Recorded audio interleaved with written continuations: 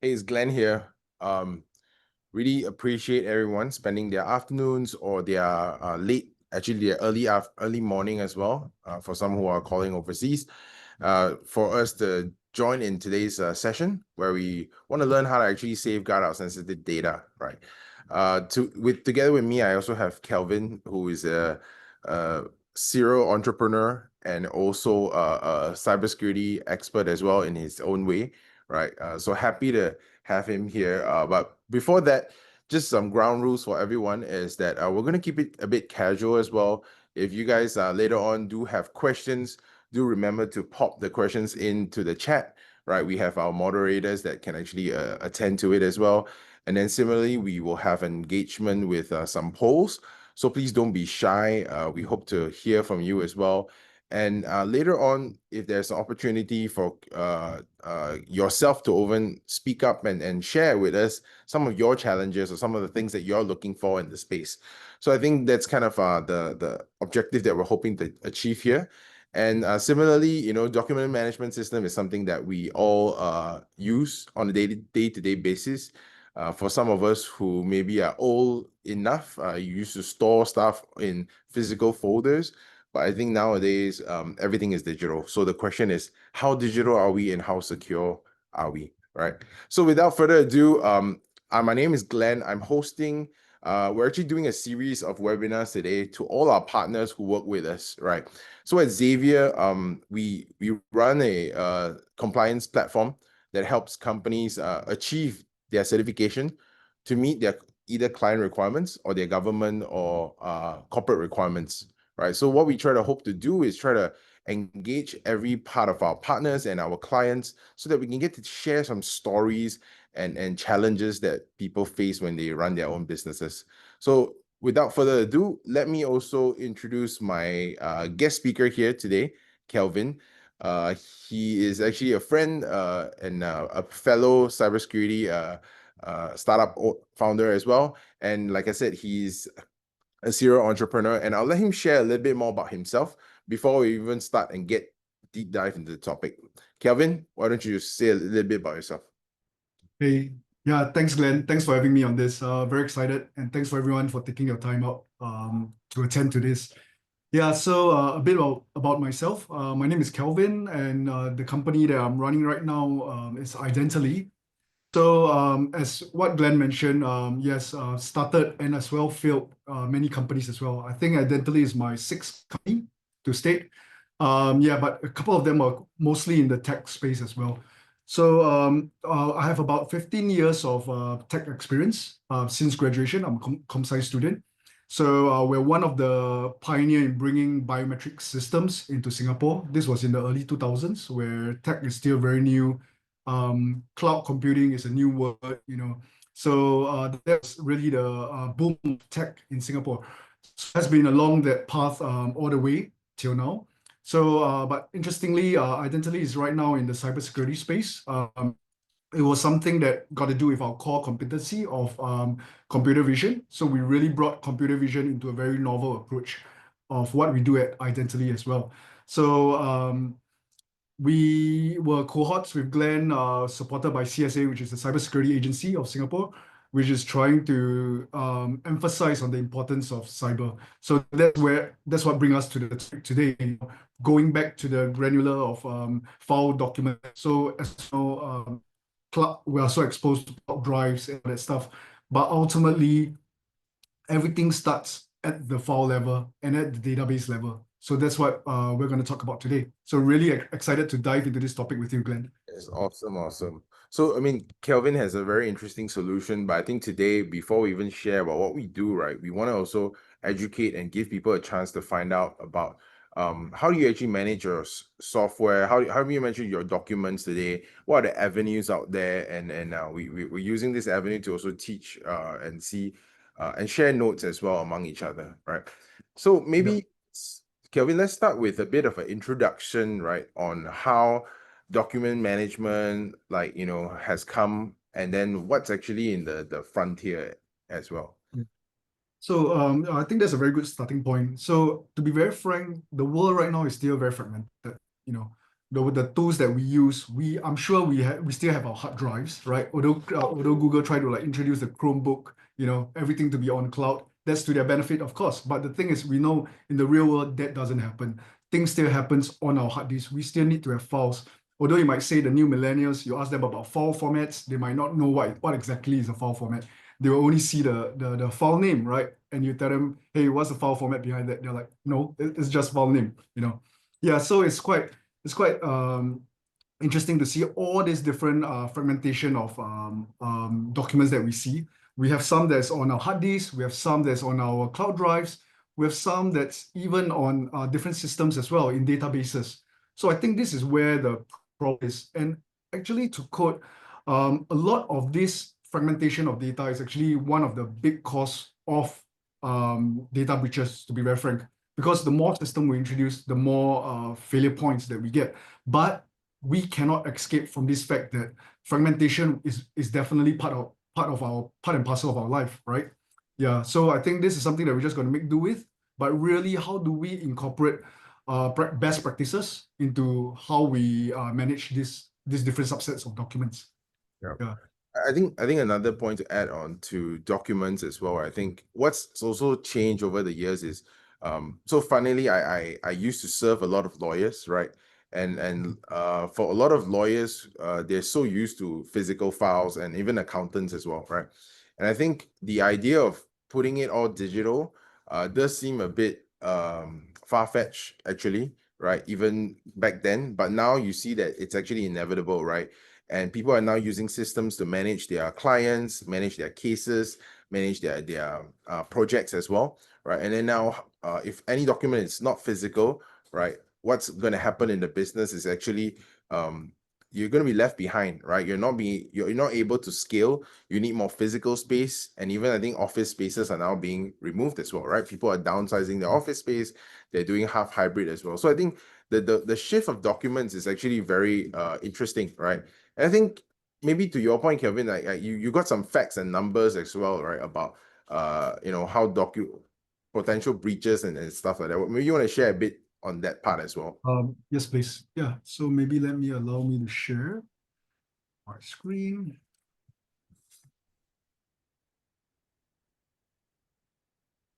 Okay, you guys could see my screen right now? Yep, we can. Oh, let me switch it. Yes. Sorry, just let me see how do I swap display. Yeah, okay, absolutely. Yeah, so very quickly going to this is the information I want to share. Data breaches in 2024. So this was one of the biggest data breach that happened in 2024. It's by the National Public Data. It's actually quite similar to, I would say, the SingPass of Singapore. So they are the agency, the US agency that manages all the public data of all their citizens. So just last year, this was a massive, massive case that was in the industry that everyone talked about, because about 2.9 billion records of Americans are actually exposed. And you could see that their method of attack is very straightforward: end users phishing and social engineering, right? So this has huge implications across. So just imagine if it was Singapore and our SingPass get breached. This is the equivalent of that. That's how big the bomb was. Another one that was very big was in Change Healthcare as well. So they have 100 million records breach. But what was much more scary was it actually brought the whole nationwide healthcare system to a standstill. Because when they realized that there's a breach into their data, they actually stopped their own system. They actually paused their own system. And what happened was the whole healthcare system, essential services are actually paused. They can't do billing, they can't do claims, they can't even send like test reports across, So it's to that extent.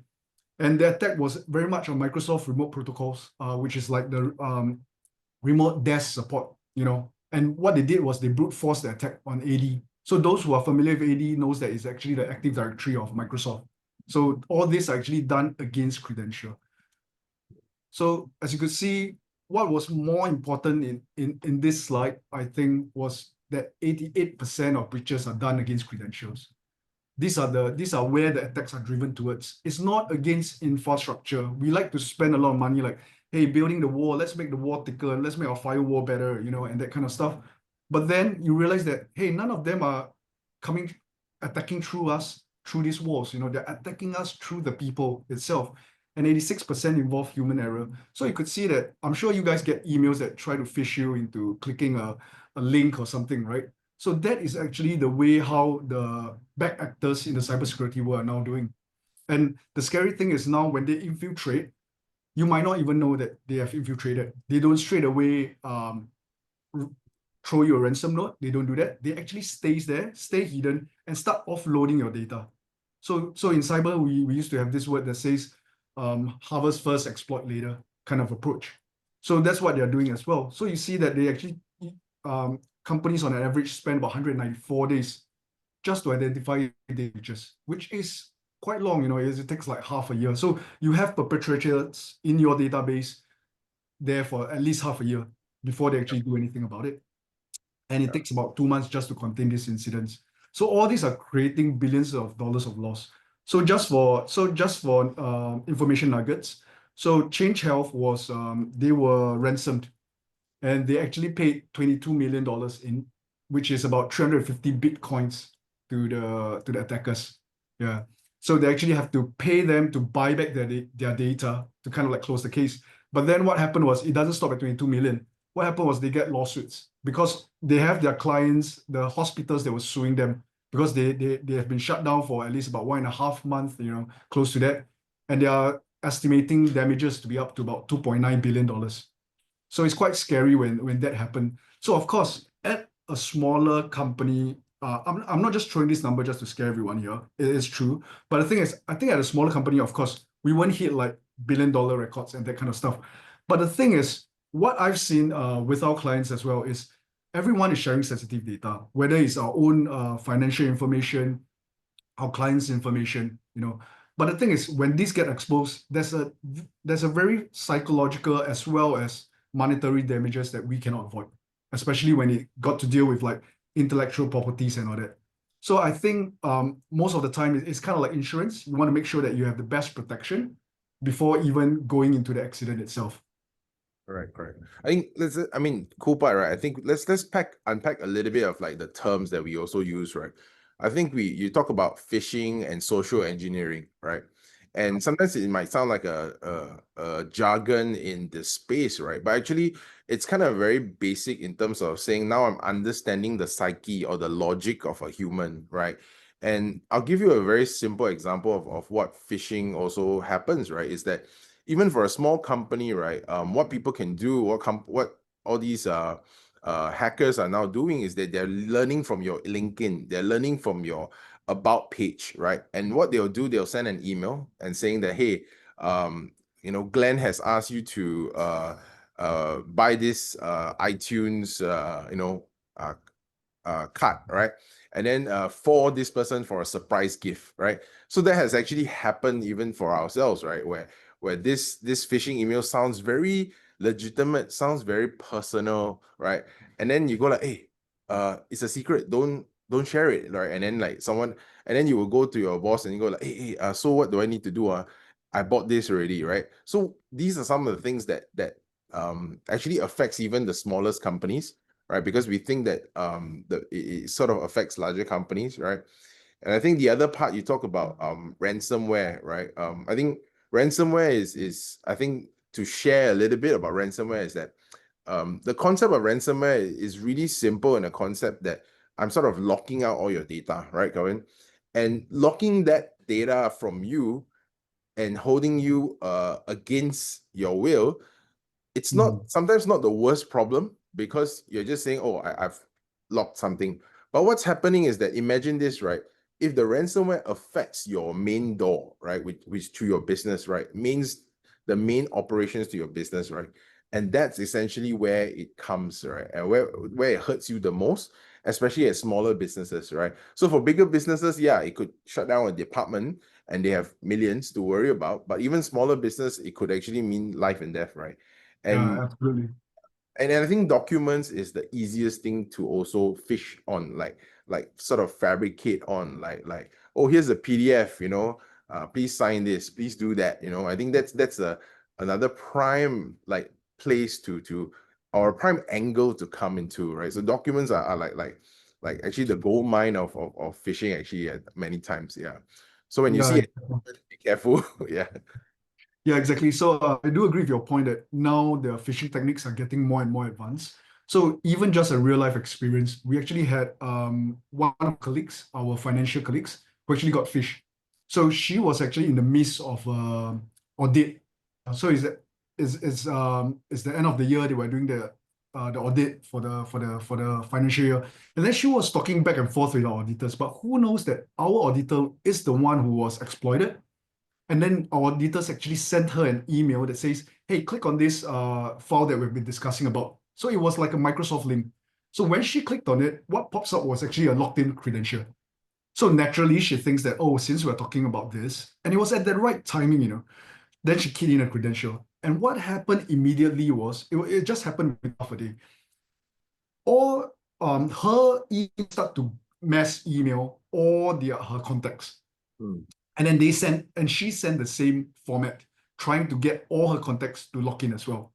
So basically, what we see is they're trying to collect all these credentials. Yeah. So what we did was straight away we have to write an email out from her email to say, hey, please ignore this email. Our account got compromised. Please ignore it. So that's kind of like how we contain. But no matter how fast we act, we still get implications. We actually implicated some of our vendors that actually says that, oh, I actually saw this email and I actually clicked on it. So sometimes it's a human perception. And back then, where as a programmer, right, when we know how easy it is to just kind of like create a fake email. So those who are familiar with programming, right, if you do the mail from, right, I can always create an email and I could put it to mail from Glenn at Zavior, for example. And I could put in the content and make it look legit. I can put the from even from your email. So, but back then, we think that nobody actually came up with this idea of scams back then anyway. But now you could see that it's actually so prevalent that everyone's using it. No Yeah, scam, say, right? Like the yeah, ring. yeah, correct. Yeah. We're the good actors, not the bad actors, right? Yeah. I think that's a very interesting point, right? I think I also want to transition to the next phase of actually getting feedback from our audience as well, right? So we're gonna do a poll, right, to actually ask everyone some questions about like how what kind of document management system they use today, right? And actually also later on, there's another question on actually how do you file share, right? Because I think today's topic is about documents. So we identify that documents is a very easy way to sort of fish or like start the attack, right? Which is why using the document management system is very important, and also sharing of files, right? Links are another I think another thing that we haven't talked about, but we'll probably share a little bit as well later, right? So we have the poll up. Let me get everyone to try to answer first. Right. So does everyone have their poll up?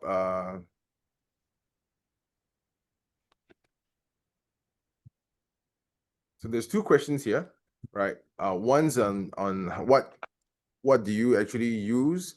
Do you actually segregate your sensitive files, or do you keep it all in one place? And then the other question is that how do you actually generally file share? Because here's the thing, the olden days you would send a dispatch to actually send files and get signatures, but nowadays everything is digital, right? So how many imprints and copies do you actually have is something that's very interesting as well. Yeah. Mhm. Okay, we have some of the answers here. I can see some of the polls running. Maybe let's touch a little bit on the first question, Kelvin. Right. So I see there's a high percentage of people when they store documents, they store it within the same company system, but protected with strict access control, right? So that means people don't generally separate their files or their secure things. What do you think about this? Yeah, I think it's good that in Singapore we are quite savvy to do that. But the thing is, I want to draw across the other question. So we might do very well in terms of the files that we manage or share internally. But my question always comes across is, how about those sensitive files in your email, in your inbox, Yeah. correct? Those ultimately are downloaded into your local hard drive. So I think this is kind of like the thing that a lot of people kind of like overlooked in their sense. They think that, oh, I have SharePoint, I have Google Drive, that's good enough. You know, these are big companies, they're branded, they have the best technology and so on and so forth. But the thing that they tend to overlook is how about the sensitive files that we have in our email? And to be very frank, our email holds some of the most sensitive file that you could, that's integral to a company, right? Yeah, so I kind of think that a lot of people kind of overlook this area, and this is actually where I think we could step up that amount of effort as well. Yeah. I think I got something to share as well. So for ourselves as well, we pride ourselves in security. So because we're a security company, data company, right? So I personally, we actually separate our files, right? We have a different DMS that manages like our shareholder agreements, our business agreements, and all these things, right? Mainly because the days of thinking that document management system is just a host, it's also changing as well, right? With the advent of AI, I think there's a lot of new technology that now can actually potentially read your data as well. So I'm heartened to see that people click with strict access control, but sometimes the challenge is what is that access control, right? And I think what we tend to do or believe is that sometimes the separation is also a good thing. It's an ability to build a different way. So if someone infiltrates one part or they get access to one, they don't have access to the other, right? Yeah. And I think that's why we sometimes do that, and that's something that I think. What do you think about that strategy as well? Yeah. Yeah, I think it's definitely a good strategy to keep things fragmented. But then again, I have my own doubts on that because ultimately what it boils down to, although like for example, we might have our bank accounts, we have our Gmails, we have our different system that we go to, but what is that single thing that ties all these different systems together? Ultimately, it's your credentials, right? Yep. So being human, we tend to like. I once saw a stand-up comedy, So this guy was saying that, hey, most of us like put in our password ABCD followed by a number 1 2 3 4 5, and if they want us to update our password during the password policy, right, we'll just add exclamation mark behind. So thing is, Okay. this just connected with so many people, because that's kind of like the things that a lot of people are doing as well. I myself is kind of like when I saw that, I was like, wow, you absolutely got it on the nail on the head, man. Yeah. Yeah. So that's the thing. Ultimately, it's still about credential, and the thing is, how safe is our credential across all these systems? I think that's one key question that we gotta ask ourselves as well. Yeah. I think similarly to your point, moving on to your point that you mentioned about emails, right? I think there's a very simple structure of data, right? That where Mm, you store data in a drive, and then when it's downloaded to your local, right, you don't have access to it sometimes, right? So I think in the same breath, many times we've seen like scenarios like this happen, right? Maybe I'll share a couple tips, right?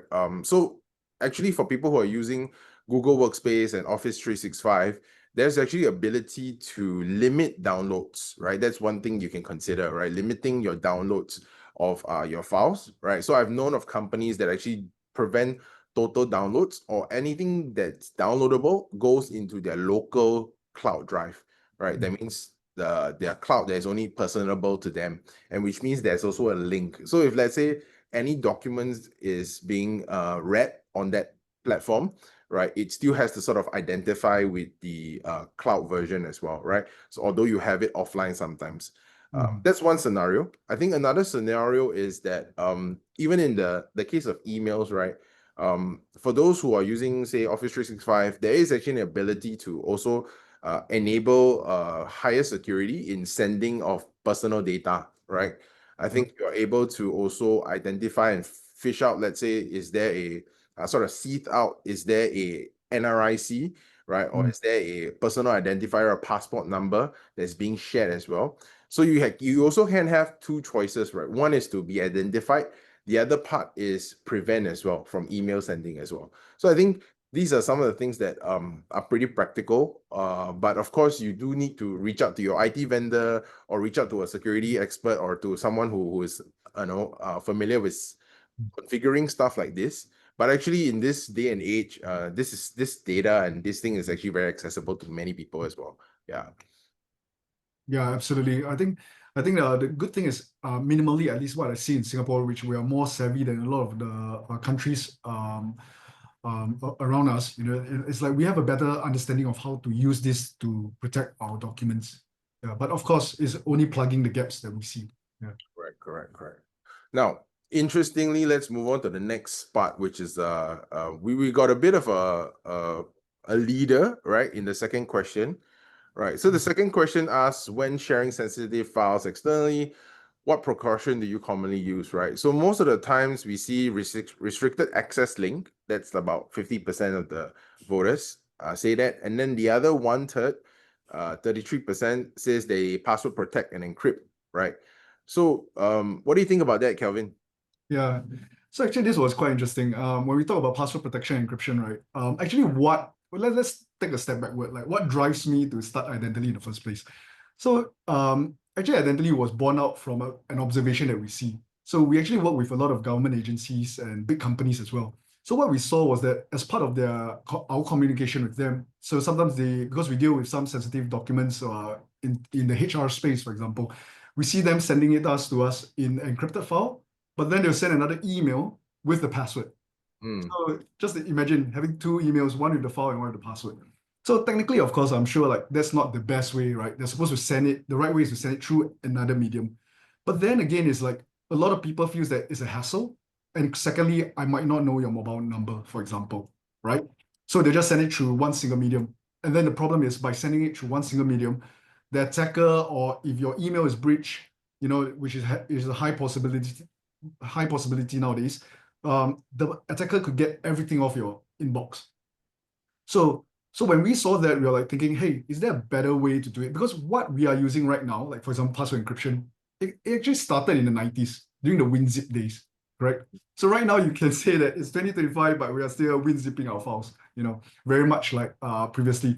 So I think this is something that why we think that there's a better way to do it, which is why we actually introduced the more novel way of using face key, which is your biometric key as encryption. So as what we understand, no one is actually using that in terms of encryption. Yeah. So I think password is definitely credential is still going to be the way, but it's whether how do you have a second factor authentication on top of it. So that's the thing. And So very interesting you touch on this, right? Maybe share a little bit more on your concept of how you think file sharing should be like, right? Like in terms of like your technology of face, biometrics, yeah. right. Yeah, so we've been in biometric lines for 15 years already. So what we can do, we can actually extract a lot of data points just from a person face. So we can get up to 6,000 unique data points, and we just got to match like 60 out of 6,000, which is incredible. So even like identical twins, triplets, we've tested on our technology on them. The system is able to tell because to a system, there's no gray area. There's only black or there's white, right? So we'll actually identify this, get the biometric data. So what we do is we hash all this data into a hash string. So it's like a encrypted string. So we don't actually store your face, but we actually store this key. And we use that to actually kind of think of it like the key to lock a padlock, for example. So what we have done here is actually creating a much more complex key than your typical 15 character password, right? And we actually make sure that everything is driven through your web camera. So what helped us in a way from COVID was that now every device is inbuilt with a camera, right? Yeah, so it really spurred that adoption and to make sure that our system is just like a SaaS system that runs off your webcam. And we're able to identify you are the right person so that I can open it up for you and then to make sure that you're the live subject. So with AI, of course, attackers get more brazen as well. They can deep fake. You saw the news that how they actually deep fake a CFO to actually send out money. In that scenario. Yeah, so we are able to sniff out deepfakes spoofs as well. Yeah. I think even before worrying about deepfakes, right? Based on the poll and our audience as well, I think we see that password protection we're trying to beat password protection, right? I think restricted access link is heartening because honestly, like I'm in the space of compliance and document evidence, right? So here's some like sad facts that I see today. Truth to be told, governments as well sometimes we do have open Google Drive links, right? And I think people are not aware that you can even expire links, because guess what? Google doesn't always put that expire link in the settings itself for the user to do, right? It's actually in the back end that you can actually expire it, right? And then for SharePoint and all, there are some good practices where you can sort of delete the files, or like after a certain period it will actually go away.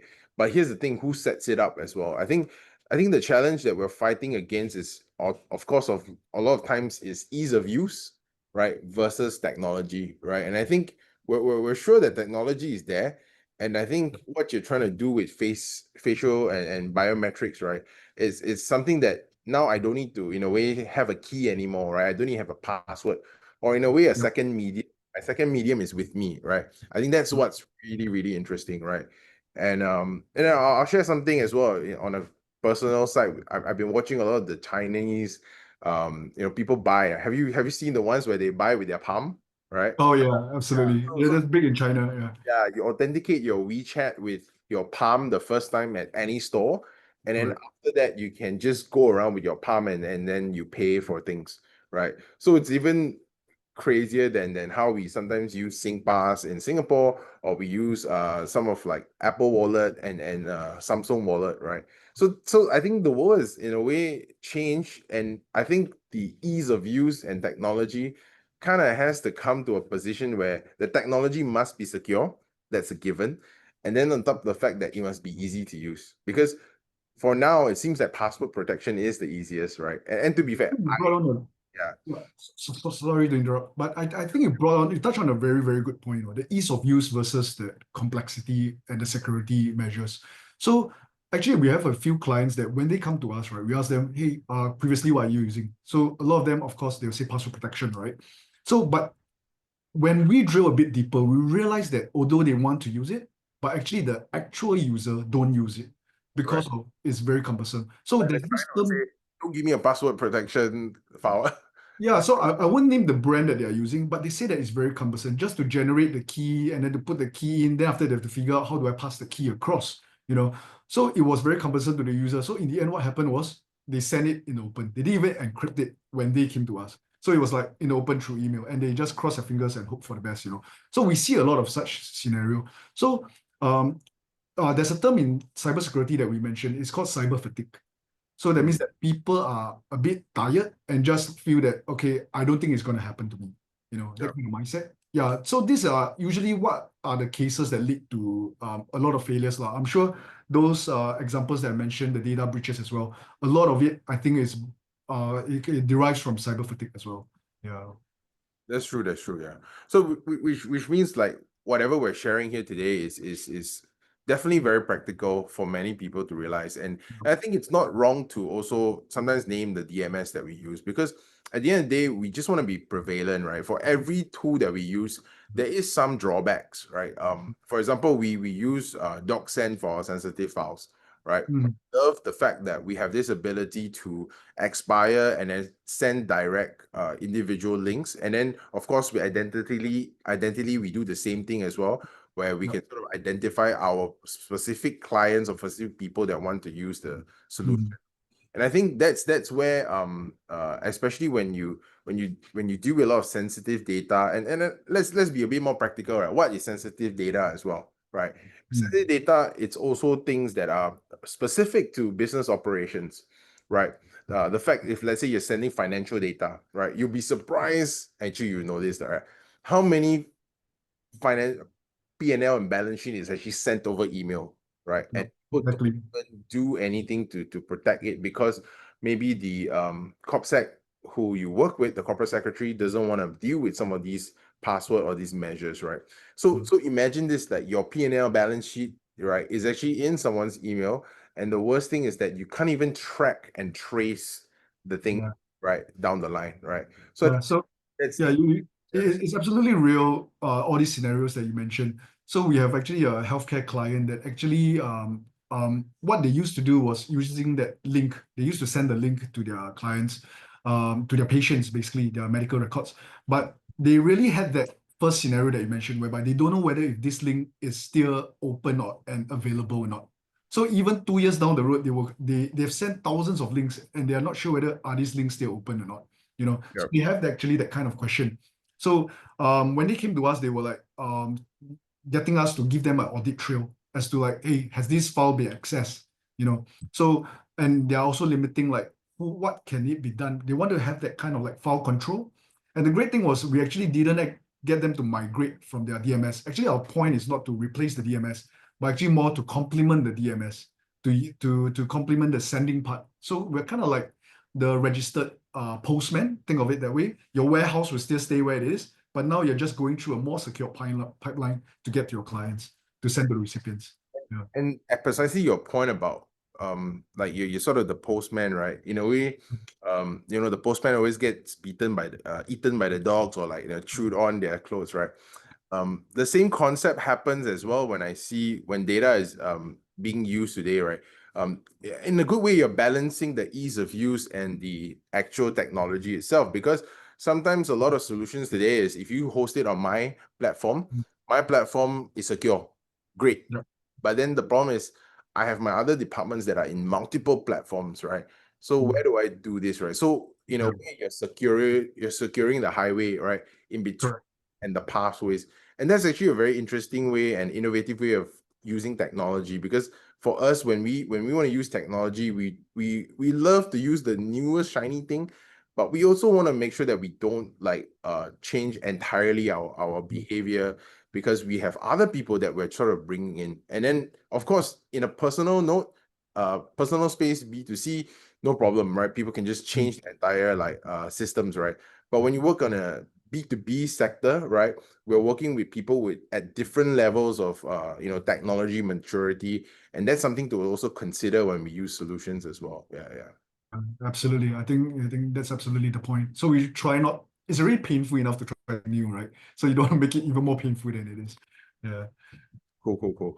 Well, I think another thing I wanted to talk about a little bit is about also the I would say like the ways of actually handling e-sign, e-signature, right? Like similar, what's your view on e-signatures and in the future, like what's your view on e-signature? How is it going to evolve? Because today, let me give a context, right? When a document is signed, there's the simplest way is I download and then I sign it on my I sign it and then I scan it again. That's one way. The other way is I send it and then I have a Apple Pencil, or like some of the Samsung Note people, we would sign it and then digitally send it back, or we copy paste signatures as well, right? Mm. Then we have this like e-signatures, right? So what's your take, and what are you doing as well in the space of e-sign in the future? Yeah. Sure. So I remember when I first saw the first e-signature, the very first version of e-signature, I was like, wow, I think this is amazing. This is going to change the world.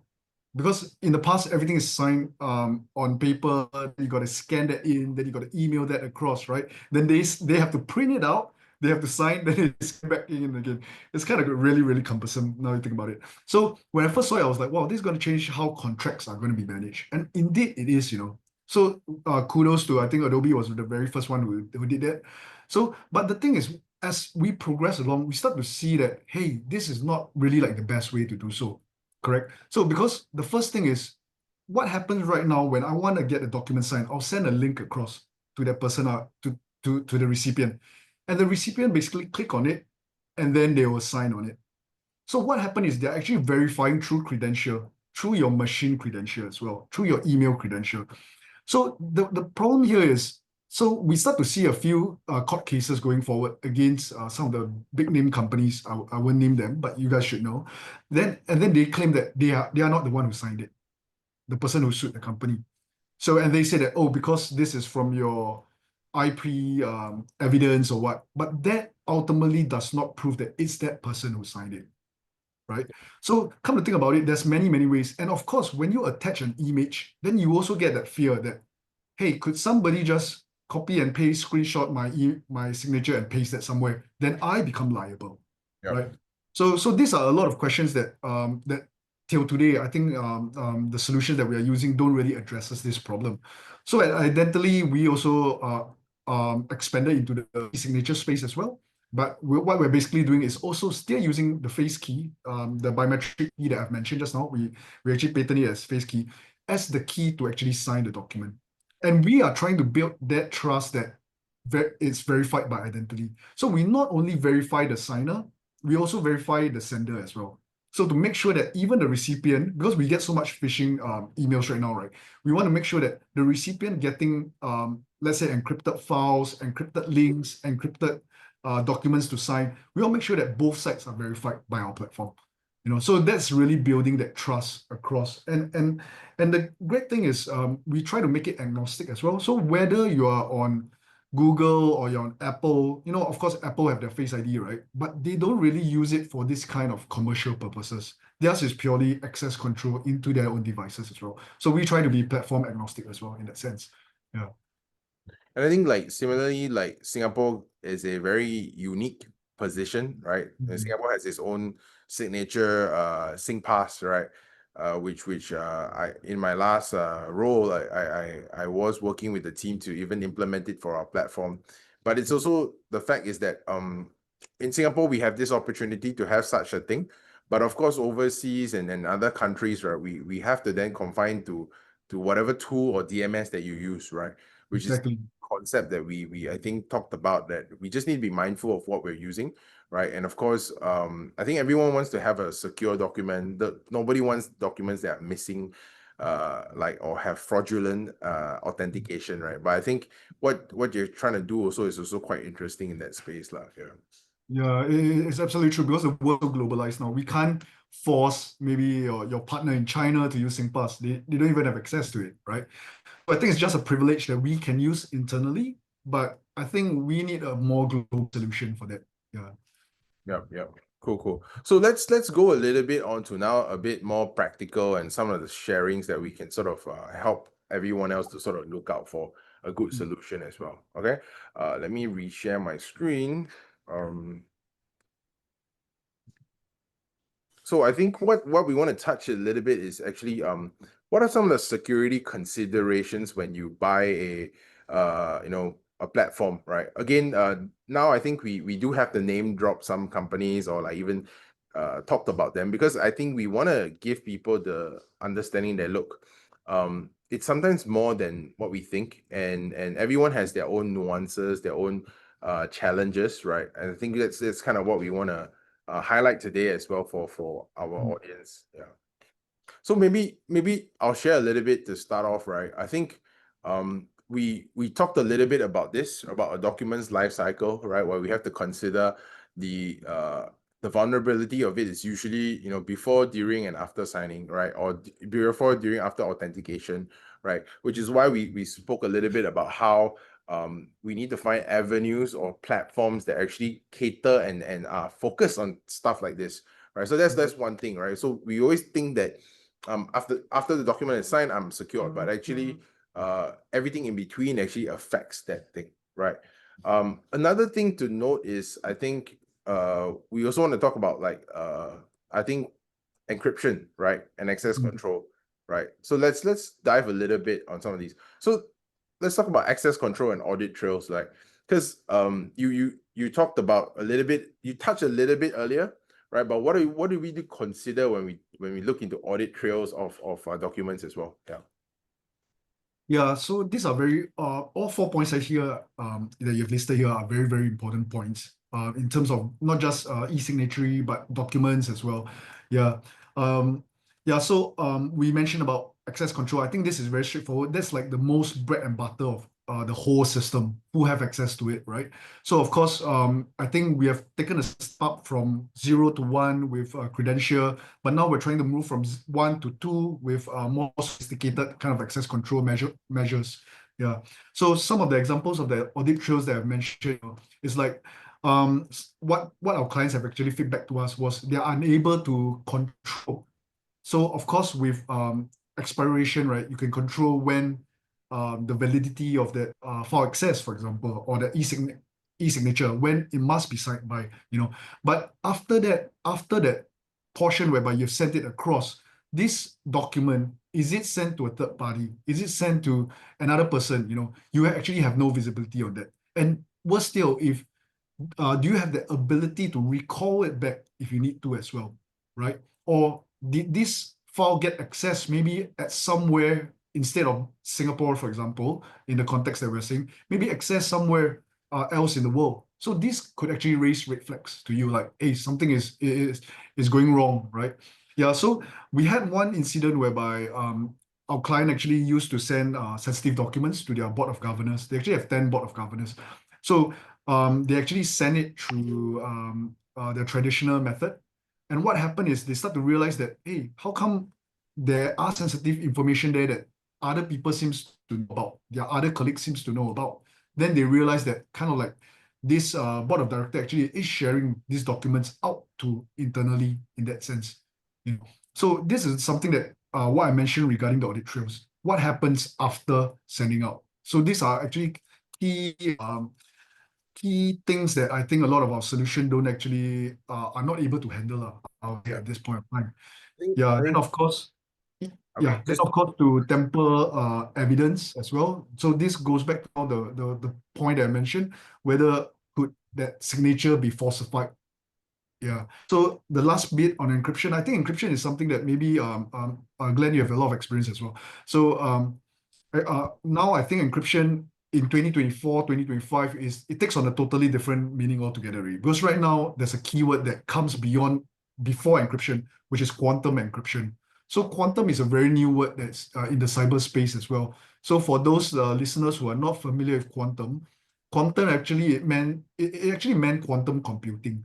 So quantum computing is very different from our classical computers that use processors and all that. Quantum computing is kind of think in layman term, they are kind of like the supercomputers.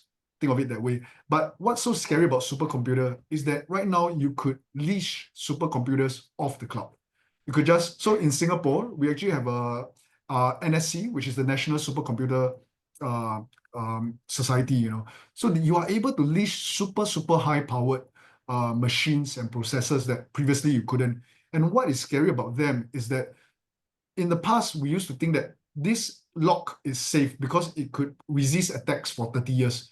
But that's using like a normal lockpick, right? If somebody is brute forcing it. But now with a supercomputer, they have this amazing lockpick that could pick much faster, thousands, tens and thousands of times, much faster than a normal lockpick. So that's the difference in it. They could break a lock initially intended for 30 years, they could break it within an hour. So actually last year, NIST, which is the National Institute of Standards and Technology, they actually came out a new standard that says that, okay, right now, which encryption standards are vulnerable to quantum attacks? So they kind of like list that out to the whole industry to kind of like bring that whole industry to the next level of quantum encryption. But what we see is that because it's just happened in August last year, a lot of people are still chasing up, trying to understand like, hey, how should I do that? So we could see there's a mad scramble of understanding quantum even till yeah. this day. Yeah. I mean, similarly, I think maybe I'll dive it a bit down, right, Mm. in terms of like all these things. I think first thing, like access control, if any DMS you buy, make sure you have the ability to, control it, right? Honestly, right? There are a lot of systems today that you don't have the ability to do it, so please, consider that.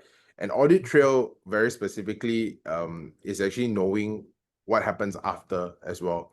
And then, of course, a lot of times, for some of us who are, fundraising and everything, it's also good to know if someone is reading your document and stuff like that. So tools that DMS, document management systems that you use that have that ability is always going to be an added advantage, and you will know when people access and when they don't access anymore, so that you can sort of deplete it as well, right? And I think the tempering and watermarking is the old school of watermarking. We used to just put something over it, but I think now there are like more technological ways to watermark as well, right? So there are some tools that actually allow you to track tampering of evidence. And I think the last part about encryption is very interesting, right? The truth is, when you do this today, a lot of new document management systems are going to have to make sure that they have encryption, right? So it's almost like a mandatory checklist to have, right? At least the TLS, SSL, and AES. So Google has been very big advocate. If you use a document management system or a URL that doesn't have an SSL, then you better don't even put any files there, right? And that's usually the scary part, right? And I think that's few things that are very practical that we need to consider, right? I'm also gonna switch on to the next couple things to also consider, right? So like I'll share a bit about this part because this is kind of also like the things that we do a lot, or things that we consult as well, right? I think one of it is actually data residency, right? So if you go into more corporate environment, more larger stakes, right? Data residency is super important, right? If you operate in Indonesia, they don't let you move files outside, right? So you need to also find certain so for some people, like say Dropbox Business or they actually have a different tier. So another thing to consider when you buy a document management system, look at their tiers. So they have different tiers that actually have different document residencies that you can control, some of them. And then the other part is also certifications, right? So not all tools are made the same, and also not all tiers are made the same, right? I want to share another thing about compliance certifications, right? So HIPAA, which is which is the standard for healthcare, right? Is actually a very interesting platform because people who use HIPAA today, they actually run on a separate environment. That means that it's really different from their standard offering. So if you are like in the healthcare industry and you go and buy something that is the basic package, you'll be shocked to find out that this solution has HIPAA, but actually that basic package doesn't have HIPAA, right? So that's something that we need to also consider, right? There are tiers to them, and specifically for this in the healthcare is because when you operate, everyone in the chain must be HIPAA compliant. That's why it's kind of functioning like that. And SOC 2 has that behavior as well. So I think these are things to take note, right? So go and look at the fine print of the different tiers of offering. That's actually really, really practical. And of course, the last part is quite easy.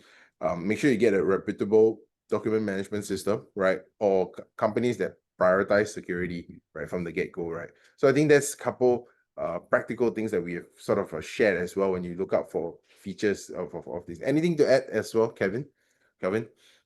No, I think compliance is absolutely critical. I think that's the first fundamental because like we are compliance certified as well. So what is important about compliance is not just making that system safe, in my opinion. It's because there's a lot of culture changes as well. There's more on the people. So going back to the initial threat that I've mentioned, right? The people are actually the really that vulnerable point of attack that a lot of attackers actually attack. So actually, certification actually addresses a lot of all these weak points, building that kind of culture, making sure you have that processes. So process is something that a lot of systems can't dictate, but it is by your business process. So I think with certification, this is something that is very strong, and we strongly support our clients when they go for and strengthening their security posture as well. Yeah.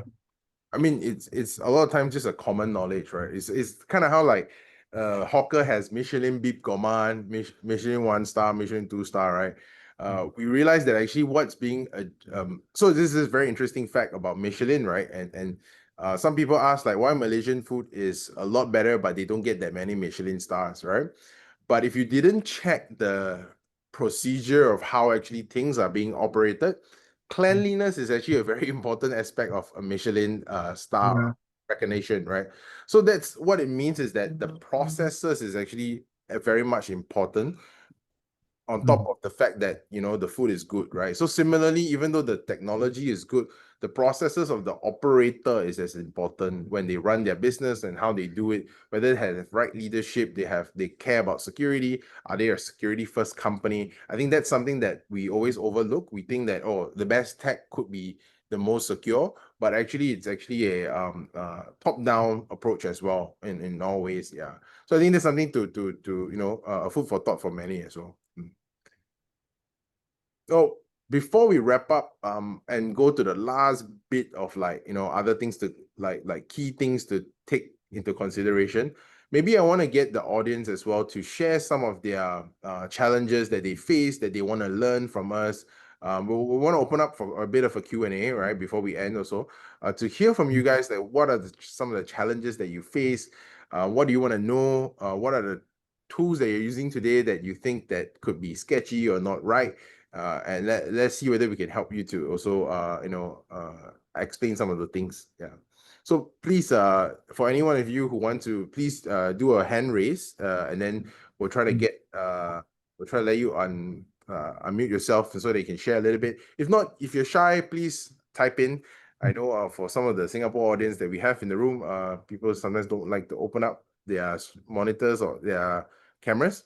But yeah, please, if you guys have any questions for us, like what do you see, or maybe what are some great lessons that you've learned today that have been useful to you?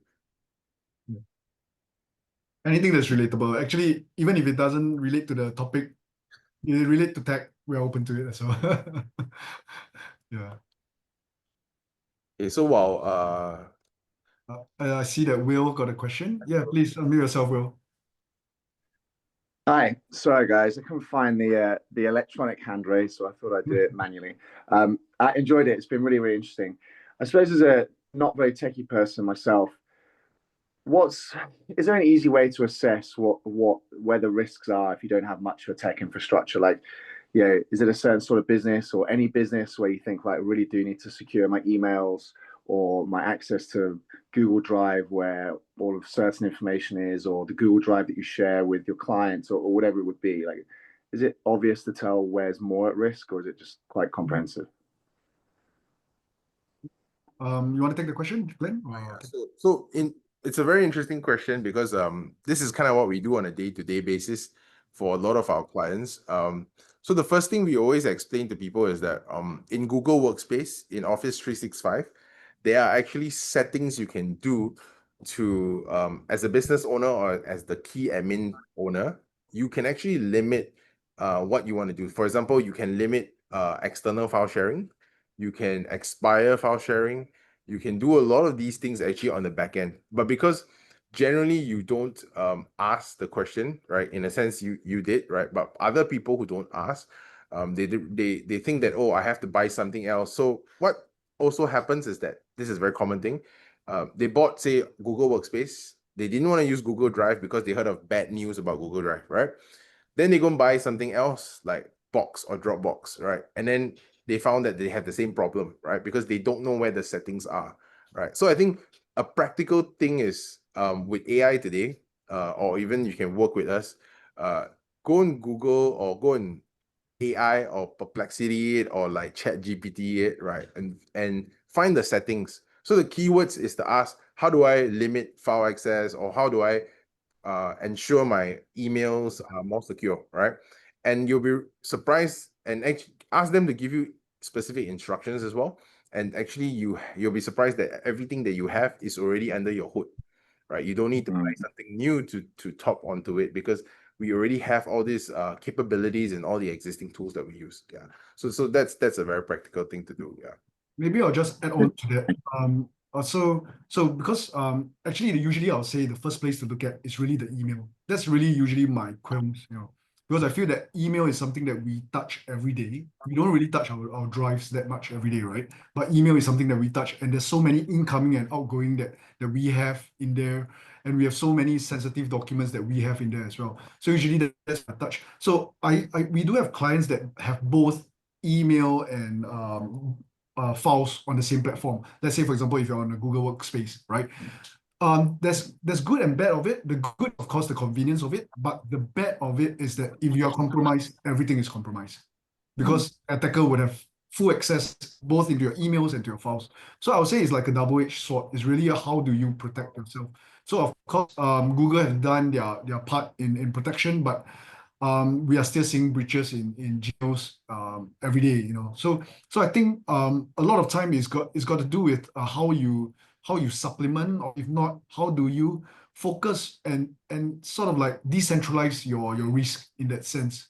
So which is why I kind of think that this is very subjective.